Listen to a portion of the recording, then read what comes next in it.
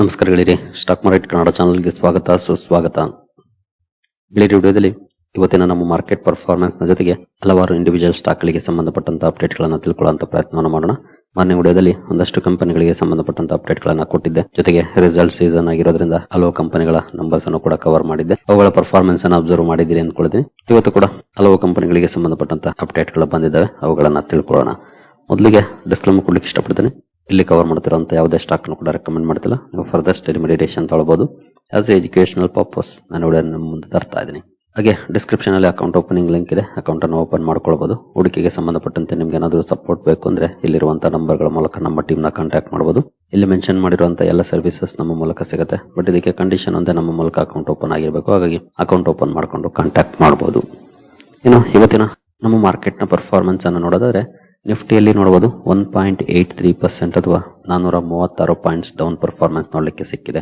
ಇತ್ತೀಚಿನ ದಿನಗಳ ಅತಿ ದೊಡ್ಡ ಡೌನ್ ಫಾಲ್ ಅಂತಾನೆ ಹೇಳ್ಬೋದು. ಯಾಕಂದ್ರೆ ಆಲ್ಮೋಸ್ಟ್ ಏಪ್ರಿಲ್ ಅಲ್ಲಿ ಮಾರ್ಕೆಟ್ ಅಲ್ಲಿ ಒಳ್ಳೆ ರಿಕವರಿ ನೋಡ್ಲಿಕ್ಕೆ ಸಿಕ್ತು. ಮೇ ನಲ್ಲಿ ಒಂದಷ್ಟು ಕರೆಕ್ಷನ್ ನೋಡ್ಲಿಕ್ಕೆ ಸಿಗ್ತಾ ಇದೆ. ಇವತ್ತು ನಿಯರ್ಲಿ 2% ಅಥವಾ 436 ಪಾಯಿಂಟ್ಸ್ ಡೌನ್ ಆಗಿದೆ. ಓಪನಿಂಗ್ ಕೂಡ ಡೌನ್ ಅಲ್ಲೇ ಇತ್ತು, ಎಕ್ಸ್ಪೆಕ್ಟೇಷನ್ ಕೂಡ ಇತ್ತು. ಯಾಕಂದ್ರೆ ಗಿಫ್ಟ್ ನಿಫ್ಟಿಯಲ್ಲಿ ನೆಗೆಟಿವ್ ಪರ್ಫಾರ್ಮೆನ್ಸ್ ಇತ್ತು, ಏಷ್ಯನ್ ಮಾರ್ಕೆಟ್ ಗಳಲ್ಲಿ ಮಿಕ್ಸ್ಡ್ ಇತ್ತು ಪರ್ಫಾರ್ಮೆನ್ಸ್. ನೆಗೆಟಿವ್ ಅಲ್ಲಿ ಓಪನ್ ಆಯ್ತು, ನಂತರ ಕಂಟಿನ್ಯೂಸ್ ಡೌನ್ ಫಾಲ್ ಕಂಡು ಬಂದಿದೆ. ಬಿಟ್ರೆ ಎಲ್ಲೋ ಏನಂತ ರಿಕವರಿ ಮೋಡ್ಗೆ ಬರಲೇ ಇಲ್ಲ ಮಾರ್ಕೆಟ್. ಬಟ್ ಕೊನೆಯಲ್ಲಿ ಸ್ವಲ್ಪ ಬೌನ್ಸ್ ಬ್ಯಾಕ್ ನೋಡ್ಲಿಕ್ಕೆ ಸಿಕ್ಕಿದೆ. ನೋಡಬಹುದು ಅರೌಂಡ್ 70 ಪಾಯಿಂಟ್ಸ್ ಅಪ್ ಆಗಿದೆ. But one sided down performance morning ಇದೆ. ಆಲ್ಮೋಸ್ಟ್ 3 ಕಾಲವರೆಗೂ ಕೂಡ ನೋಡ್ಲಿಕ್ಕೆ ಸಿಕ್ತು. ಕೊನೆಯಲ್ಲಿ ಒಂದು ಬೌನ್ಸ್ ನೋಡ್ಲಿಕ್ಕೆ ಸಿಕ್ಕಿದೆ. ನೋಡೋಣ ಮುಂದುವರೆದು ನಾಳೆ ಯಾವ ರೀತಿ ಇರುತ್ತೆ ಅಂತ. ಇನ್ನು ಸೆನ್ಸೆಕ್ಸ್ ಕಡೆ ಬಂದ್ರೆ ಇಲ್ಲಿ ಕೂಡ ನೋಡಬಹುದು 1.92% ಅಥವಾ 1456 ಪಾಯಿಂಟ್ಸ್ ಡೌನ್ ಪರ್ಫಾರ್ಮೆನ್ಸ್. ಇಲ್ಲೂ ಕೂಡ ಸೇಮ್ ಕೊನೆಯಲ್ಲಿ ಒಂದು ಜಂಪ್ ನೋಡ್ಲಿಕ್ಕೆ ಸಿಕ್ಕಿದೆ. ಓವರ್ ಆಲ್ ಎರಡು ಕಡೆ ನಿಯರ್ಲಿ 2% ವರೆಗೂ ಡೌನ್ ಪರ್ಫಾರ್ಮೆನ್ಸ್ ಬಂದಿದೆ ಹೆಡ್ಲೈನ್ ಇಂಡೈಸಸ್ ಗಳಲ್ಲಿ. ಇನ್ನು ಬ್ರಾಡ್ ಮಾರ್ಕೆಟ್ ಇಂಡೈಸಸ್ ಗಳು ಯಾವ ರೀತಿ ಪರ್ಫಾರ್ಮ್ ಮಾಡಿದ್ವು ಅಂತ ನೋಡೋದಾದ್ರೆ ನಿಫ್ಟಿ ನೆಕ್ಸ್ಟ್ 50 ನಲ್ಲಿ ನೋಡಬಹುದು 2.43% ಡೌನ್ ಪರ್ಫಾರ್ಮೆನ್ಸ್ ಇದೆ. ಅಂದ್ರೆ ನಿಯರ್ಲಿ 2.5% ಡೌನ್ ಅಲ್ಲಿ ಕ್ಲೋಸಿಂಗ್ ಅನ್ನ ಕೊಟ್ಟಿದೆ. ಇನ್ನು ಮಿಡ್ ಕ್ಯಾಪ್ 100 1.94% ಡೌನ್ ಇದೆ. ನಿಫ್ಟಿ 200 ಅಲ್ಲಿ 2.06% ಡೌನ್ ಪರ್ಫಾರ್ಮೆನ್ಸ್ ಇದೆ. ನಿಫ್ಟಿ 500 ಅಲ್ಲಿ 2.18% ಡೌನ್ ಫಾಲ್ ಇದೆ. ಅಂದ್ರೆ ನಿಫ್ಟಿ 50 ಇಂದ ನಿಫ್ಟಿ 500 ವರೆಗೂ 1.8 ಇಂದ 2.43% ವರೆಗೂ ಡೌನ್ ಪರ್ಫಾರ್ಮೆನ್ಸ್ ಇವತ್ತು ನೋಡ್ಲಿಕ್ಕೆ ಸಿಕ್ಕಿದೆ. ಇನ್ನು ಮಿಡ್ ಕ್ಯಾಪ್ ಕಡೆ ಬಂದ್ರೆ ಮಿಡ್ ಕ್ಯಾಪ್ 50 ಅಲ್ಲಿ ನೋಡಬಹುದು 2.43% ಡೌನ್ ಫಾಲ್ ಇದೆ. ಅಂದ್ರೆ ಅಪ್ ಟು 2.5% ವರೆಗೂ ಕೂಡ ಕರೆಕ್ಷನ್ ಇದೆ. ಮಿಡ್ ಕ್ಯಾಪ್ 100 ಅಲ್ಲಿ 2.54% ಡೌನ್ ಫಾಲ್ ಇದೆ. ಮಿಡ್ ಕ್ಯಾಪ್ 150 ನಲ್ಲೂ ಕೂಡ 2.53% ಡೌನ್ ಫಾಲ್ ಇದೆ. 2.5 ಅಥವಾ 2.5% ಗಿಂತ ಜಾಸ್ತಿ ಡೌನ್ ಪರ್ಫಾರ್ಮೆನ್ಸ್ ಇವತ್ತು ಮಿಡ್ ಕ್ಯಾಪ್ ಅಲ್ಲಿ ನೋಡ್ಲಿಕ್ಕೆ ಸಿಕ್ಕಿದೆ.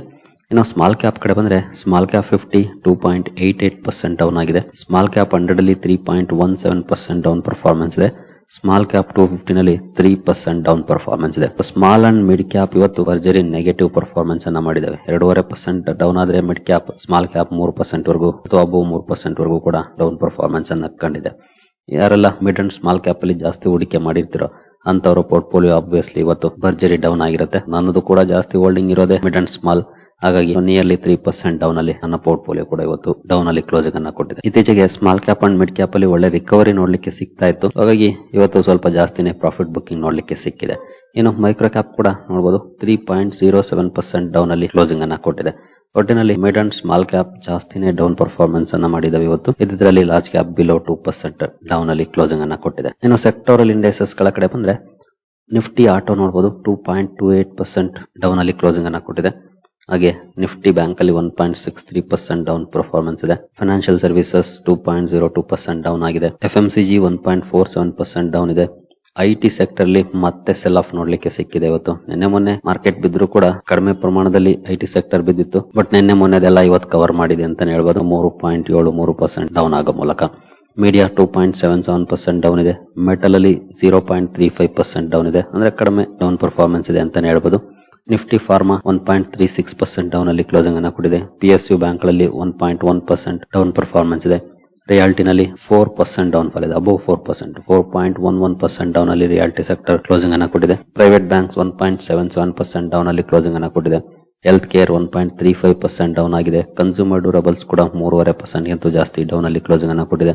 ಆಯಿಲ್ ಅಂಡ್ ಗ್ಯಾಸ್ 0.4% ಡೌನ್ ಆಗಿದೆ. ಕೆಮಿಕಲ್ 2.43% ಡೌನ್ ಅಲ್ಲಿ ಕ್ಲೋಸಿಂಗ್ ಅನ್ನ ಕೊಟ್ಟಿದೆ.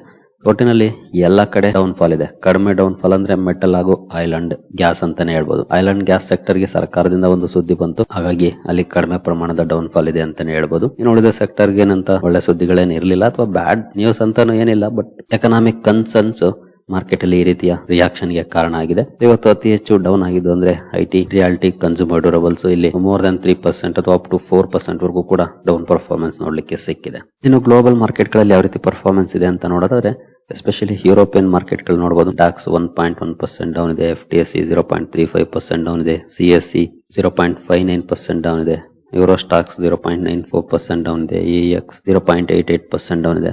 ಅಂದ್ರೆ ಯುರೋಪಿಯನ್ ಮಾರ್ಕೆಟ್ ಗಳು ಕೂಡ ಡೌನ್ ಅಲ್ಲೇ ಟ್ರೇಡ್ ಆಗ್ತಿದಾವೆ. ಅಲ್ಲಲ್ಲೇ ಕೆಲವು ಮಾರ್ಕೆಟ್ ಗಳು ಪಾಸಿಟಿವ್ ಇದಾವೆ, ಇಲ್ಲ ಅಂತಲ್ಲ, but majority markets down performance ಅನ್ನ ಮಾಡಿದ್ದಾವೆ. ಇನ್ನು ಏಷ್ಯನ್ ಮಾರ್ಕೆಟ್ ಗಳ ಕಡೆ ಬಂದ್ರೆ ಇಲ್ಲೂ ಕೂಡ ನೆಗೆಟಿವ್ ಪರ್ಫಾರ್ಮೆನ್ಸ್ ಇದೆ. ಇಲ್ಲೂ ಕೂಡ ಅಲ್ಲಲ್ಲೇ ಕೆಲವು ಮಾರ್ಕೆಟ್ ಗಳು ಪಾಸಿಟಿವ್ ಇದಾವೆ, ಬಟ್ ಮೆಜಾರಿಟಿ ಮಾರ್ಕೆಟ್ಸ್ ಏಷ್ಯಾದಲ್ಲೂ ಕೂಡ ನೆಗೆಟಿವ್ ಅಲ್ಲೇ ಪರ್ಫಾರ್ಮೆನ್ಸ್ ಅನ್ನ ಮಾಡಿದಾವೆ. ಅಂದ್ರೆ ಗ್ಲೋಬಲ್ ಕ್ಯೂಸ್ ಇವತ್ತು ನೆಗೆಟಿವ್ ಇದೆ, ಅಲ್ಲೇನಂತ ಪಾಸಿಟಿವ್ ಪರ್ಫಾರ್ಮೆನ್ಸ್ ಇರಲಿಲ್ಲ, ನೆಗೆಟಿವ್ ಗ್ಲೋಬಲ್ ಕ್ಯೂಸ್ ಇದೆ. ಹಾಗೆ ಕ್ರೂಡ್ ಅಲ್ಲೂ ಕೂಡ ಒಂದಷ್ಟು ಪಾಸಿಟಿವ್ ಪರ್ಫಾರ್ಮೆನ್ಸ್ ಇದೆ, 2.65% ಅಪ್ ಅಲ್ಲಿ ಬ್ರೆಂಟ್ ಟ್ರೇಡ್ ಆಗ್ತಾ ಇದೆ. ಇದು ಕೂಡ ಕಾಂಟ್ರಿಬ್ಯೂಷನ್ ಅನ್ನ ಮಾಡಿದೆ ಡೌನ್ ಫಾಲ್ ಗೆ ಅಂತಾನೆ ಹೇಳ್ಬೋದು.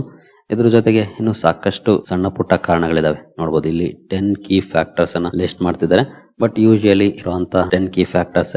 ಬಟ್ ಕೆಲವು ಕಾರಣಗಳನ್ನ ನಾವು ನೋಡೋದಾದ್ರೆ US Iran tension as usual ಮುಂದುವರೆದಿದೆ, ಅದೊಂದು ಕನ್ಸರ್ನಿಂಗ್ ಫ್ಯಾಕ್ಟರ್. ಆದ್ರೆ ನರೇಂದ್ರ ಮೋದಿ ಅವರ ಸ್ಟೇಟ್ಮೆಂಟ್ ಗಳು ಕೂಡ ಕನ್ಸರ್ನಿಂಗ್ ಆಗಿದ್ದಾವೆ ಮಾರ್ಕೆಟ್ಗೆ. ಅಂದ್ರೆ ಮಾರ್ಕೆಟ್ ಈಗ ಅಡ್ವಾನ್ಸ್ಡ್ ಆಗಿ ರಿಯಾಕ್ಟ್ ಮಾಡ್ತಾ ಇದೆ. ಆಕ್ಚುಲಿ ಸರ್ಕಾರ ಇನ್ನು ಜಸ್ಟ್ ಕೆಲವು ಇಂಟ್ಸ್ ಅನ್ನ ಕೊಡ್ತಿದೆ ಇಂಡೈರೆಕ್ಟ್ ಆಗಿ ಅಷ್ಟೇ. ಅಂದ್ರೆ ಮುಂದಿನ ದಿನಗಳಲ್ಲಿ ಫಿಸ್ಕಲ್ ಡೆಫಿಸಿಟ್ ಗೆ ಸಂಬಂಧಪಟ್ಟಂತೆ ಕೆಲವು ನಿರ್ಧಾರಗಳನ್ನ ತಗೊಳ್ಬಹುದು ಅನ್ನುವಂತ ಎಕ್ಸ್ಪೆಕ್ಟೇಷನ್ ಈಗ ಜಾಸ್ತಿ ಆಗ್ತಾ ಇದೆ, ಎಸ್ಪೆಷಲಿ ನರೇಂದ್ರ ಮೋದಿ ಅವರ ಕಡೆಯಿಂದ ಬಂದಂತ ಸ್ಟೇಟ್ಮೆಂಟ್ ಗಳ ನಂತರ. ಅಂದ್ರೆ ಮುಂದಿನ ದಿನಗಳಲ್ಲಿ ಪೆಟ್ರೋಲ್ ಡೀಸೆಲ್ ಬೆಲೆ ಜಾಸ್ತಿ ಮಾಡಬಹುದು, ಗ್ಯಾಸ್ ಬೆಲೆ ಜಾಸ್ತಿ ಮಾಡಬಹುದು, ಹಾಗೆ ಇನ್ನೊಂದಷ್ಟು ರಿಸ್ಟ್ರಿಕ್ಷನ್ಸ್ ಹಾಕಬಹುದು. ಈಗ ಸರ್ಕಾರ ಇಮಿಡಿಯೇಟ್ ಆಗಿ ನಿರ್ಧಾರ ತಗೊಳ್ಳದೇ ಇರಬಹುದು, but may be coming days ಅಲ್ಲಿ ಈ ರೀತಿಯ ನಿರ್ಧಾರಗಳನ್ನ ಮಾಡಬಹುದು ಅನ್ನೋಂತ ಎಕ್ಸ್ಪೆಕ್ಟೇಷನ್ ಈಗ ಜಾಸ್ತಿ ಆಗ್ತಾ ಇದೆ. ಹಾಗಾಗಿ ಮಾರ್ಕೆಟ್ ಆ ಎಕ್ಸ್ಪೆಕ್ಟೇಷನ್ ಗೆ ತಕ್ಕಂತೆ ಅಡ್ವಾನ್ಸ್ಡ್ ಆಗಿ ರಿಯಾಕ್ಟ್ ಮಾಡ್ತಾ ಇದೆ ಅಷ್ಟೇ. ನೋಡಬಹುದು ಇಲ್ಲಿ we believe that the PM speech should be considered as market signaling before the actual measures are announced in the coming weeks. Maybe ಕೆಲವು ವಾರಗಳಲ್ಲಿ ಅನೌನ್ಸ್ಮೆಂಟ್ ಗಳು ಬರಬಹುದು if the conflict continues. ಈ ಇರಾನ್ ಯುದ್ಧ ಇನ್ನು ಮುಂದುವರೆದ್ರೆ ಮೇ ಬಿ ಒಂದಷ್ಟು ನಿರ್ಧಾರಗಳನ್ನ ತಗೊಳ್ಬಹುದು ಫಿಸ್ಕಲ್ ಅಂಡ್ ಮಾನಿಟರಿ ಮೆಜರ್ಸ್ ಗೆ ಸಂಬಂಧಪಟ್ಟಂತೆ. ಹಾಗೆ ಕರೆನ್ಸಿ ಡಿಪ್ರಿಸಿಯೇಷನ್ ಕೂಡ ಆಗ್ತಾ ಇದೆ, ಮೇ ಬಿ ಆ ನಿಟ್ಟಿನಲ್ಲಿ ಒಂದಷ್ಟು ಸ್ಟ್ರಿಕ್ಟರ್ ಮೆಜರ್ಸ್ ಅನ್ನ ತಗೊಳ್ಬಹುದು. ಹಾಗಾಗಿ ಈ ಎಕ್ಸ್ಪೆಕ್ಟೇಷನ್ ಮೇಲೆ ಮಾರ್ಕೆಟ್ ಸ್ವಲ್ಪ ಅಡ್ವಾನ್ಸ್ಡ್ ಆಗಿ ರಿಯಾಕ್ಟ್ ಮಾಡ್ತಾ ಇದೆ. ಆಕ್ಚುಲಿ ಲಾಸ್ಟ್ ಮಂತ್ ಯಾರೆಲ್ಲ ಹೂಡಿಕೆಗಳನ್ನ ಮಿಸ್ ಮಾಡ್ಕೊಂಡಿದ್ರು ಕರೆಕ್ಷನ್ ಆದಂತ ಸಂದರ್ಭದಲ್ಲಿ ಅವ್ರಿಗೀಗ ಅವಕಾಶಗಳು ಸಿಗ್ತಿದೆ ಅಷ್ಟೇ. ಯಾಕಂದ್ರೆ ಮಾರ್ಕೆಟ್ ಏನು ಬೀಳ್ತಾನೆ ಹೋಗೋದಿಲ್ಲ, ರಿಕವರಿ ಮೋಡ್ಗೆ ಬಂದಿತ್ತು. ಈಗ ಸರ್ಕಾರ ಒಂದಷ್ಟು ಸ್ಟ್ರಿಕ್ಟರ್ ಮೆಜರ್ಸ್ ಅನ್ನ ತಗೊಳಕ್ಕೆ ಒಂದಷ್ಟು ಇಂಟ್ಸ್ ಅನ್ನ ಕೊಡ್ತಾ ಇದೆ. ಹಾಗಾಗಿ ಮಾರ್ಕೆಟ್ ಕರೆಕ್ಷನ್ ಆಗ್ತಿದೆ, ಅದು ಒಳ್ಳೆ ಅವಕಾಶಗಳನ್ನಂತೂ ಕೊಡ್ತಾ ಇದೆ. ಯಾರೆಲ್ಲ ಏಪ್ರಿಲ್ ರಿಕವರಿಯನ್ನ ಮಿಸ್ ಮಾಡಿದ್ರು ಮೇ ಬಿ ಮೇ ಕರೆಕ್ಷನ್ ಅವ್ರಿಗೆ ಅಪಾರ್ಚುನಿಟಿ ಒದಗಿಸಬಹುದು. ಆ ನಿಟ್ಟಿನಲ್ಲಿ ನೋಡಿದ್ರೆ ಖಂಡಿತ ಒಳ್ಳೆ ಬೆಳವಣಿಗೆನೆ. ಬಟ್ ನೋಡೋಣ, ಇನ್ನು ರೂಪಿ ಕೂಡ ಡಿಕ್ಲೈನ್ ಆಗಿದೆ.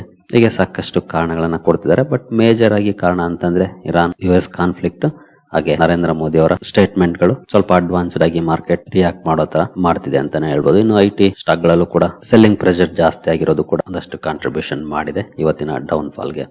ಇದ್ರ ಜೊತೆಗೆ ನೋಡಬಹುದು oil minister Hardeep Singh Puri dispels fuel shortage concern signals price hike. ಅಂದ್ರೆ ಫ್ಯೂಯಲ್ ಶಾರ್ಟೇಜ್ ಆಗೋ ಬಗ್ಗೆ ಇವರು ಇಲ್ಲ ಅಂತ ಹೇಳ್ತಿದ್ದಾರೆ.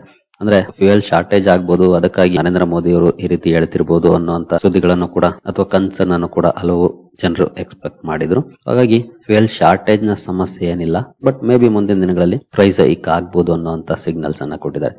ಇದೇ ಇಂಡಿಕೇಶನ್ಸ್ ಮೇಜರ್ ಆಗಿ ಮಾರ್ಕೆಟ್ ಅಲ್ಲಿ ಇಮಿಡಿಯೇಟ್ ರಿಯಾಕ್ಷನ್ ಗೆ ಕಾರಣ ಆಗ್ತಿರೋದು. ಯಾಕಂದ್ರೆ ಫ್ಯೂಯಲ್ ಪ್ರೈಸ್ ಜಾಸ್ತಿ ಆದ್ರೆ ಅದು ಇನ್ಫ್ಲೇಷನ್ ಗೆ ಕಾಂಟ್ರಿಬ್ಯೂಷನ್ ಜಾಸ್ತಿ ಮಾಡುತ್ತೆ, ಎಲ್ಲದರ ಪ್ರೈಸ್ ಕೂಡ ಜಾಸ್ತಿ ಆಗುತ್ತೆ, ಇನ್ಫ್ಲೇಷನ್ ಜಾಸ್ತಿ ಆಗುತ್ತೆ, ಎಕನಾಮಿಕಲಿ ಗ್ರೋತ್ ಗೆ ಹೊಡೆತ ಕೊಡುತ್ತೆ. ಹಾಗಾಗಿ ಒಂದಕ್ಕೊಂದು ಚೈನ್ ಲಿಂಕ್ಡ್ ಆಗಿರೋದ್ರಿಂದ ಈ ರೀತಿಯ ಬೆಳವಣಿಗೆಗಳು ನೋಡ್ಲಿಕ್ಕೆ ಸಿಗ್ತಾ ಇದೆ. ಇದ್ರ ಜೊತೆಗೆ ಮೂಡೀಸ್ ಅವರು ಕೂಡ ಭಾರತದ ಗ್ರೋತ್ ಫೋರ್ಕಾಸ್ಟ್ ಅನ್ನ ರೆಡ್ಯೂಸ್ ಮಾಡಿದ್ದಾರೆ 6% ಗೆ.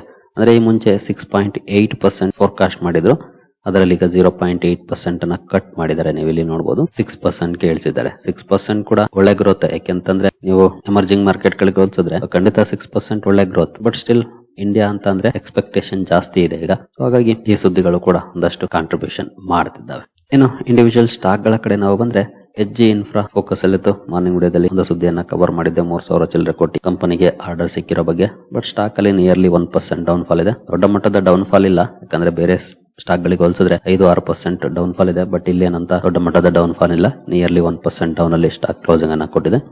ಇನ್ನು ಅಫ್ಘಾನ್ಸ್ ಇನ್ಫ್ರಾ ಕೂಡ ಫೋಕಸ್ ಅಲ್ಲಿತ್ತು. ಈ ಕಂಪನಿಗೂ ಕೂಡ ಒಂದು ದೊಡ್ಡ ಆರ್ಡರ್ ಸಿಕ್ಕಿರೋ ಬಗ್ಗೆ ಸುದ್ದಿಯನ್ನ ಕವರ್ ಮಾಡಿದ್ದೆ.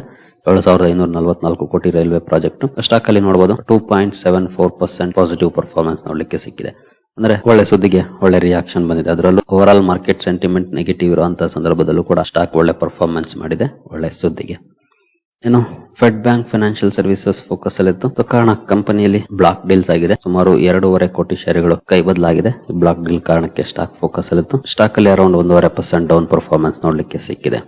ಇನ್ನು ಅಕ್ಮೆ ಸೋಲಾರ್ ಹೋಲ್ಡಿಂಗ್ಸ್ ಕೂಡ ಫೋಕಸ್ ಅಲ್ಲಿತ್ತು. ಇಲ್ಲೂ ಕೂಡ ನೋಡಬಹುದು ಮೋರ್ ದನ್ 2% ನೆಗೆಟಿವ್ ಪರ್ಫಾರ್ಮೆನ್ಸ್ ಇದೆ. ಕಂಪನಿ ರಾಜಸ್ಥಾನಲ್ಲಿ ಬೆಸ್ಟ್ ಪ್ರಾಜೆಕ್ಟ್ ಅನ್ನ ಕಮಿಷನಿಂಗ್ ಮಾಡಿದೆ. ಈ ಸುದ್ದಿ ಕಾರಣಕ್ಕೆ ಫೋಕಸ್ ಅಲ್ಲಿತ್ತು. ಬಟ್ ಸ್ಟಾಕ್ ಅಲ್ಲಂತೂ ನೆಗೆಟಿವ್ ಪರ್ಫಾರ್ಮೆನ್ಸ್ ನೋಡ್ಲಿಕ್ಕೆ ಸಿಕ್ಕಿದೆ ಇವತ್ತು. ಸರಿಗಳಿರಿ, ಈ ಎಲ್ಲ ಅಪ್ಡೇಟ್ಸ್ ನಿಮಗೆ ಇಷ್ಟ ಆಗಿದೆ ಅನ್ಕೊಳ್ತೀನಿ. ಹಾಗೆ ಡಿಸ್ಕ್ರಿಪ್ಷನ್ ಅಲ್ಲಿ ಅಕೌಂಟ್ ಓಪನಿಂಗ್ ಲಿಂಕ್ ಇರುತ್ತೆ. ಅಕೌಂಟ್ ಅನ್ನು ಓಪನ್ ಮಾಡ್ಕೊಳ್ಬಹುದು. ಮುಂದಿನ ವಿಡಿಯೋದಲ್ಲಿ ಸಿಗೋಣ. ಅಲ್ಲಿವರೆಗೂ ಜೈ ಹಿಂದ್, ಜೈ ಕರ್ನಾಟಕ.